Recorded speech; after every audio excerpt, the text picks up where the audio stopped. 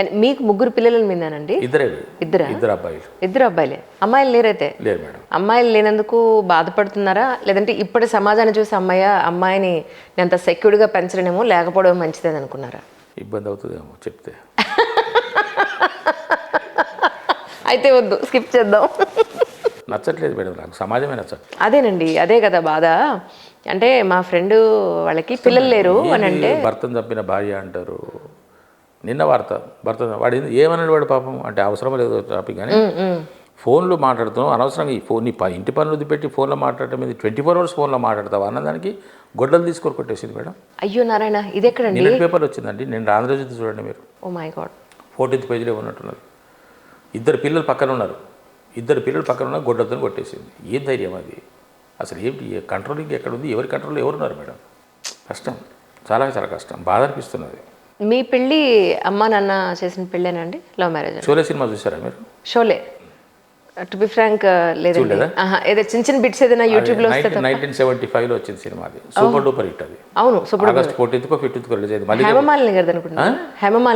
హేమమాలిని, ధర్మేంద్ర, సంజీవ్ కుమార్, అతను ఎవరు మన అమితాబ్ బచ్చన్ అండ్ అతను అమ్జద్ ఖాన్. అచ్చా, అరే ఓ సాంబా. షోలే సినిమాలో సంజీవ్ కుమార్, జైలరు ఇద్దరు కలిసి వెళ్తుంటారు. నేను లీవ్ తీసుకున్నాను, ఒక వారం రోజుల పాటు ఊరికి వెళ్ళిపోతాను అని ఫ్రెండ్తో చెప్తుంటాడు అన్నమాట. అవునా సార్, ఊర్లో ఎలా ఉంటుంది సార్ మీ వాతావరణం? ఎలా ఉంటుంది? బాగుంటుంది.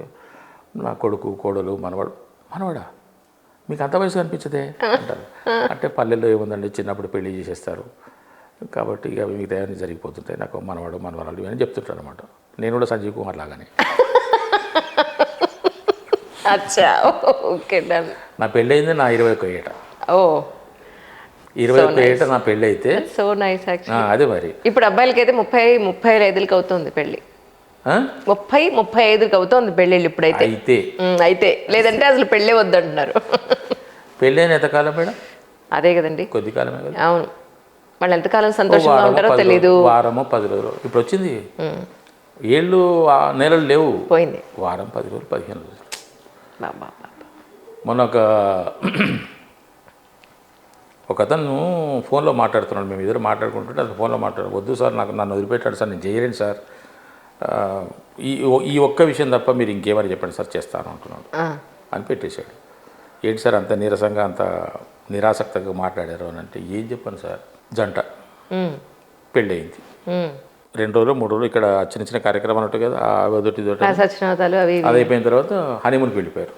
3 రోజులకు హనీమూన్ కోసం వెళ్ళిపోయారు. 3 రోజులు అబ్బాయి చదువుకున్నవాడే బాగా, అమ్మాయి చదువుకున్నదే, వీళ్ళు ధనవంతులే, వాళ్ళు ధనవంతులే. 3వ రోజు అతను ఒక ఫ్లైట్లో, ఆమె ఒక ఫ్లైట్లో వచ్చేసారు. అయ్యో, దీన్ని 3 నెలల ముచ్చట అనకూడదా? పైగా కోట్ల రూపాయలు ఖర్చు పెట్టడం పెళ్లికి వాళ్ళకు లెక్కే కాదు కదా మేడం. కోట్ల రూపాయలు ఉన్న వాళ్ళ దగ్గరే ఈ దరిద్రం. 3 రోజులకు పెడాకులు, చాలా దారుణం అటువంటి పరిస్థితి. అందుకే అతను అంటున్నాడు, ఈ ఒక్కటి తప్ప నన్ను ఇంకా మిగతా ఏదైనా, ఎందుకంటే అతనికి చెప్పలేను, ఆమెకి చెప్పలేను. వచ్చినప్పుడు 2 ఫ్లైట్లు విడివిడిగా వచ్చేసారు. ఆమె ఇంటికి వెళ్ళిపోయింది, ఆయన ఇంటికి వెళ్ళిపోయాడు. అంతే, మేము ఉండలేము. చెప్పుకోకుండా ఎంతమంది లేరు మేడం, కలిసి ఉన్న వాళ్ళు ఎంతమంది ఉన్నారు అంటున్నారు. ఏదో పైకి మనం చూస్తే కనపడుతున్నారు కానీ లోపల అంతా ఎడముఖం పెడముఖం. దానికి కారణం ఏమిటంటే, నాకు అనిపించేది పెద్దలు లేకపోవడమే మేడం. ముఖ్యమైన అంశం ఏంటంటే, ఇంట్లో పెద్దలు లేకపోవడం వల్ల, వీళ్ళకు పూర్తి స్వేచ్ఛ దొరకడం వల్ల, ఎవరి ఆలోచనలకు అడ్డుకట్టలు వేయకపోవడం వల్ల, ఈ సెల్ ఫోన్ తర్వాత సంగతి, అది కూడా ముఖ్యమైన ఎలిమెంటే, ముఖ్యమైనటువంటి ఆయుధం అది చెడగొట్టడంలో. కానీ ఇంట్లో పెద్దలు లేకపోవడం అనేది, భయభక్తులు లేకుండా ఉండటం అనేది, కట్టుబాట్లు ఉండడం అనేది దీనికి ముఖ్యమైన కారణమని నాకు అనిపిస్తుంది. ఇంట్లో ఒక పెద్ద ఆయన ఒక ఆయన ఉంటే, ఏరా టైం ఏంది 10 ఇంతసేపు ఎక్కడ పోయినవరా అని ఒక మనిషి అనేవాడు ఉంటే, వాడు వచ్చేవాడు కనీసం 10:30 11 వస్తాడు. నన్ను అడిగేటోడు ఎవరు లేడానికి పొద్దున 3 గంటలు 4 గంటలకు వస్తాడు. అవునండి, ఎన్ని జరుగుతున్నాయి మేడం సమాజంలో, కొత్త వార్తలు తెలుస్తున్నాయి. సినిమాలు షూటింగ్ గ్యాప్లో కూర్చొని జనాలు కలుస్తూ ఉంటారు కదా, ఆడవాళ్ళు మగవాళ్ళు కూర్చొని మాట్లాడుకుంటుంటే వింత వార్తలు వింటున్నాం మేడం. అబ్బో, మామూలుగా కలుషితం అయిపోలేదు, చాలా దారుణం. నాకు దారుణం, ఎంత వింత, నిజమా, అవునా, అవ్వా అనిపిస్తున్నది. అవును, అటువంటివి జరుగుతున్నాయి. మా అమ్మగారు అప్పుడప్పుడు వస్తూ ఉంటారు మా ఇంటికి. వచ్చినప్పుడు నేను వచ్చి ఉపయోగం ఉంది, నువ్వేమో షూటింగ్కి వెళ్ళొస్తావా, వస్తావు మధ్యాహ్నానికి, మరిద్దరం నీకు టైం ఉంటే నాతో స్పెండ్ చేస్తావు. మీ పిల్లలు ఇద్దరు ఉంటారు ఇంట్లో, వాళ్ళు ఫోన్లో ఉంటారు. అమ్మమ్మ తిన్నావా, వచ్చి మాట్లాడడం ఏమీ ఉండదు. నేను పెడితేనేమో వాళ్ళు ఏదో డిస్టర్బ్ చేసినట్టు వాళ్ళు ఫీల్ అవుతారు. ఇంకా వచ్చి ఉపయోగం ఏముందమ్మా అంటారు. నాకు ఎంత బాధ అనిపిస్తుంది అంటే, ఎరా అమ్మమ్మ ఉండింది కదా కాసేపు మాట్లాడాల్సిన అమ్మమ్మ దగ్గరికి వచ్చినాయి అంటే, ఫ్రెండ్స్ ఫోన్ చేస్తున్నారమ్మా అందుకని నేను మాట్లాడాను. కష్టం మేడం. ఆ ఫోన్ తీసుకుంటారు, రూమ్లోకి వెళ్ళిపోతారు, అదే కొల్లెం పెట్టుకుంటారు. అవును ఊరికే పోనీ మనం డోర్ తీసారే బాబు రారా అని అనడానికి కూడా లేదు. అవును. బాధిన తలుపు తీయరు.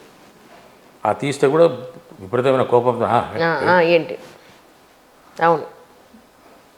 ఏమో ఈ కాలం అందుకే ఇది కాలప్రవాహంలో కొట్టుకుపోవాలనేది మాట అంతేనేమో. ఇది ఇప్పుడే ఇట్లా ఉన్నది, ఇంకా రాను ఇంకొక 5-10 ఏళ్ళ తర్వాత ఇంకెట్లా అవుతుంది, ఇంకెలా అవుతుందో అదే 30 ఏళ్ళ తర్వాత ఆ రోజు చూడకూడదని అనుకుంటున్నా అండి. నిజంగా నిజంగా చాలా దారుణంగా. మాకైతే ఇంకా మీకన్నా మేము కొంచెం పెద్దవాళ్ళం కాబట్టి చాలా భయంకరంగా అనిపిస్తుంది మేడం, చాలా భయంకరంగా అనిపిస్తుంది. అసలు ఏమీ లేదు, కంట్రోల్ లేదు, ఎక్కడ లేదు.